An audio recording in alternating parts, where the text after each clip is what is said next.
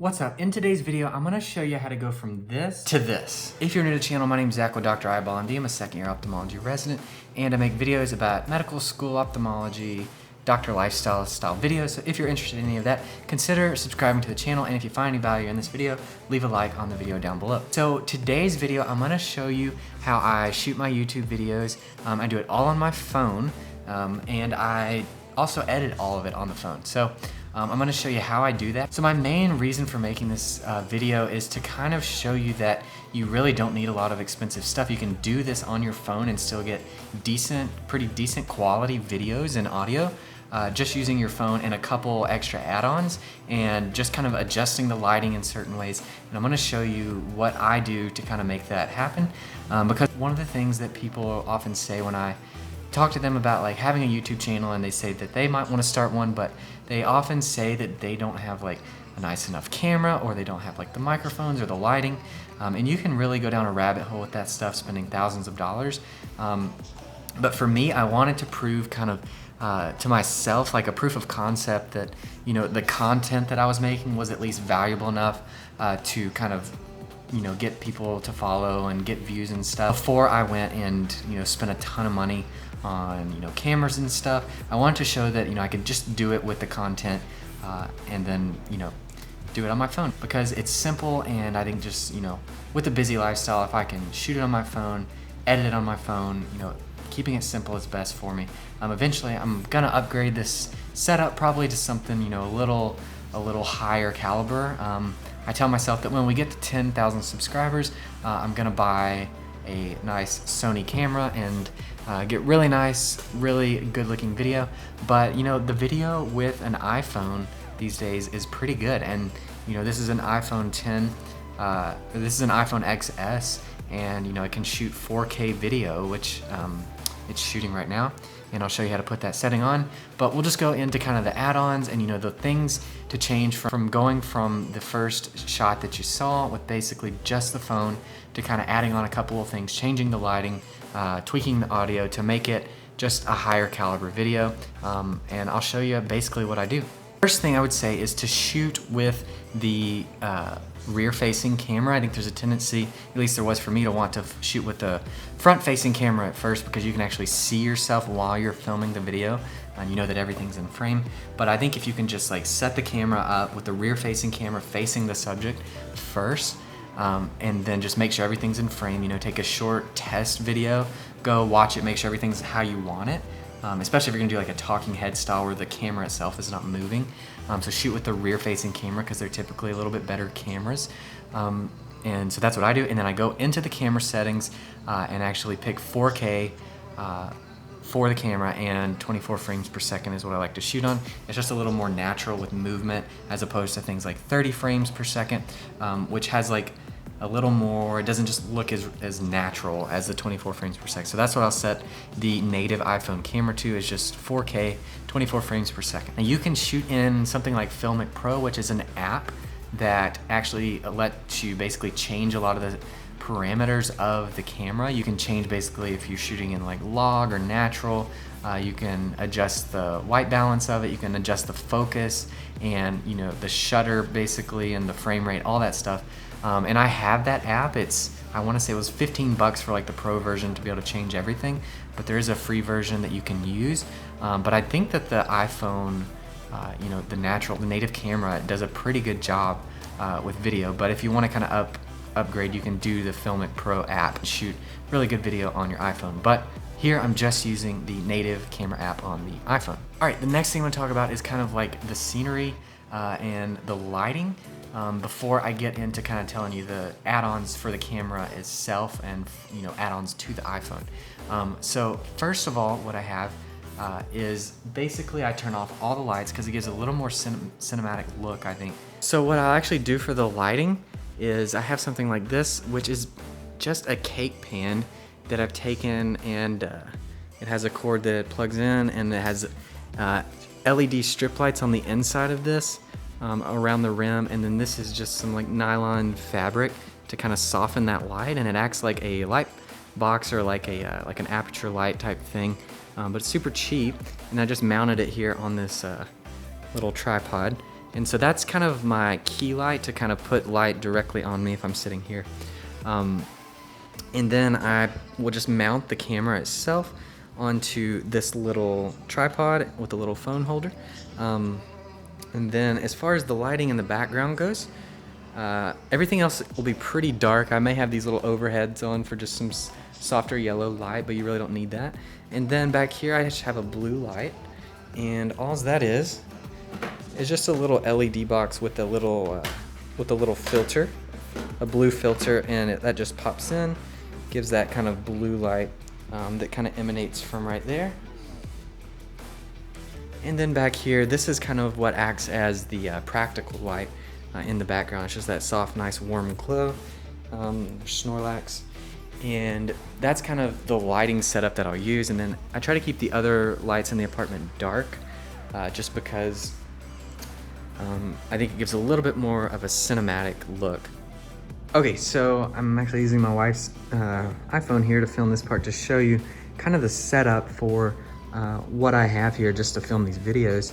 And so what I have on the lens is just this, which is a wide angle lens by this brand called Zenvo. You can get these on Amazon. They're pretty cheap. I'll link them down below. But essentially what this is just a wide angle lens, and I think it just gives it a nicer, it gives it a nicer view of the shot if you have that wider angle. That screws off. This is a macro lens. You put this on and it becomes a wide angle. So I got this one because it clips on the way that it can clip on to the phone. Is nice, so that's why I got it. So that's how I kind of get, I widen the view with that wide angle lens. And then for the microphone, this is the one area that you kind of want to step up the game of the iPhone if you're gonna step up anything. The video quality on the phone itself is good, but the audio quality typically is lacking. So I have this Shure MV88 microphone, which just plugs right into the actual iPhone itself, and it hinges like this so I can point it toward myself while I'm filming the video. And then this little guy is a windscreen, so if you're gonna be vlogging or something like outdoors, this pops off. But there's the microphone, and you can pop this little windscreen on, point it toward yourself. And this guy costs, I want to say it was like $80 something on eBay, but you really don't even need something that expensive. You can just get like a cheap $20 or $30 lavalier mic, which is just like a lapel mic on Amazon. And if you're gonna be sitting like this right in front of the camera, you can just run the cord right up with an adapter into your iPhone, and then get really good quality audio, and you really don't need to spend that much money on something like that. So that's kind of how I improved the actual view here with this wide angle lens. And then with the actual little microphone. Sometimes I'll use the Blue Yeti microphone, which is good. It's a USB microphone, and I actually have apologies for the mess here, but I have an adapter here that will run it straight into the iPhone. I've just been having some trouble with it, like recording at times and then having some static. So it's been, I don't know why, but I've been having issues with it. So this is actually a good alternative that I use. But that's kind of the setup that I use to film with. It's nothing complicated at all. That's basically all it is. So that's kind of how I improve the audio quality, how I improve kind of the wide angle view of the shot, how I adjust the lighting just here in my apartment to give it a more cinematic effect. I got the key light, I've got the practical light back there, and I've got kind of that, ambience like blue light there, just another cheap little LED on Amazon. And then the last thing that I do, like I said, I edit these videos on my phone. Just do everything on my phone. I just try to keep it simple. Again, I'll probably upgrade this at some point in the future, but basically what I use is Adobe Premier Rush, which is just an app, and it's I think $9.99 a month to have. So it's another $10 a month, but I edit all the videos on it. It's great. I can import sound from Dropbox. I actually use Epidemic Sound to get the songs. I'll import those into Dropbox, and then I can go right through the app, actually pull the songs from Dropbox and put them in the videos. All the videos that I record are right here on my phone, so I can just pull those into the app super easily. And then it actually, from the app, will render the video and upload it to YouTube right from the app. So that's basically like I can do everything with the iPhone. But the last thing that I will do to the videos in Adobe Premier Rush in the app on the phone is to color grade them. So I've actually kind of made my own like cinematic look just by adjusting like the exposure, you know, the contrast, put like a vignette on it, and then I adjust like the warmth of it and the saturation.